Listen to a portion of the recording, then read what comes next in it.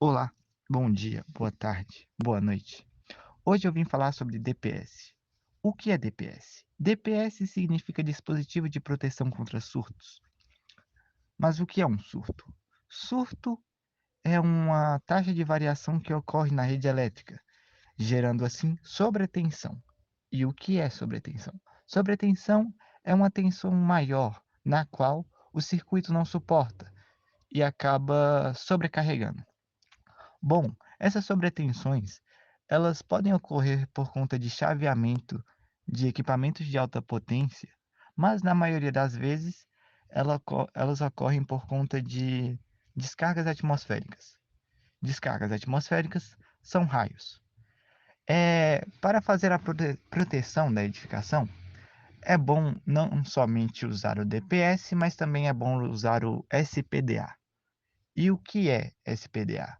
Antes de falar o que é SPDA, eu gostaria de dizer que muitas pessoas confundem SPDA com DPS. Muitas pessoas acham que SPDA e DPS é a mesma coisa, mas não é. Eles têm funções parecidas, mas não são iguais. Por quê?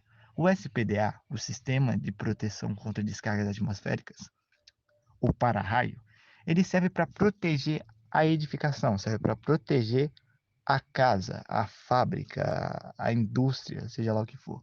Enquanto o DPS ele serve para proteger os equipamentos elétricos. Bom, é, ele é dividido em três classes. Tem a classe um, 2 e 3. A classe um ela é instalada junto ao SPDA. Ela fica em locais urbanos, rurais, periféricos, seja lá o que for. Bom, essa primeira classe, ela atua contra descargas atmosféricas diretas. A classe 2 atua contra descargas atmosféricas indiretas. A classe 3 ela só faz a drenagem do restante da corrente da descarga atmosférica direto ao aterramento. Como assim? Como a primeira classe ela se encontra lá fora, a corrente que vem até ela é muito grande. Ela faz uma drenagem, manda para o outro DPS, que fica dentro da edificação, fica no quadro de distribuição.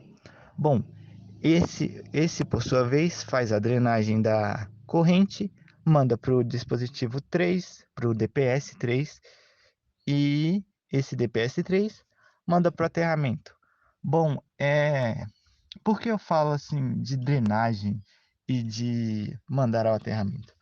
Pois é assim que o DPS protege os equipamentos. Ele pega a corrente que vem até ele, que vai, na verdade, até o equipamento, e manda para o aterramento. Mas como ele faz o desvio da corrente, impedindo que ela chegue até o aterramento?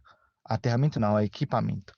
Bom, dentro do, do DPS tem, tem um componente elétrico chamado varistor. O varistor, ele é um componente que faz com que a resistência seja inversamente proporcional à tensão. Ou seja, quando a tensão é muito alta, a resistência é muito baixa. Isso é extremamente crucial para fazer o desvio da corrente, né? Porque quando a tensão é muito alta e a resistência baixa, acaba que ao invés da corrente ir até o equipamento que tem, sei lá, 250 ohms de, de resistência, ela vai até o equipamento onde tem uma resistência de 1 ohm só. No caso, o DPS. Porque, como diria meu professor, Jamilson, a corrente ela é preguiçosa. Ela sempre vai procurar é, o caminho mais fácil. Então, se no equipamento elétrico tem uma resistência bem alta, tudo bem que a corrente é muito mais alta do que a resistência, a tensão é muito mais alta que a resistência, mas ela tem preguiça, ela prefere muito mais ir na resistência de 1 ohm do que na de 250. Então, ela acaba desviando em milésimos de segundos para o DPS. E esse DPS ele junto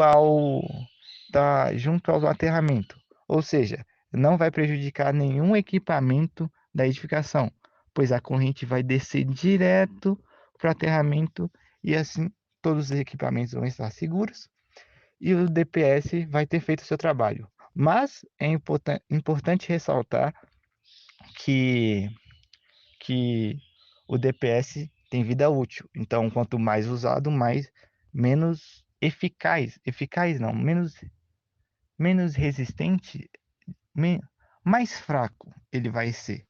E assim, com o tempo, de fazer a troca. Mas é isso. Eu espero que você tenha entendido o funcionamento do DPS, o que é um DPS. Eu fiz um resuminho bem resumido mesmo. Eu fiz o resumo do resumo do resumo do resumo. Bom, mas eu espero que você tenha entendido, tenha gostado e saiba como funciona o DPS. Mas enfim, bom dia, boa tarde, boa noite.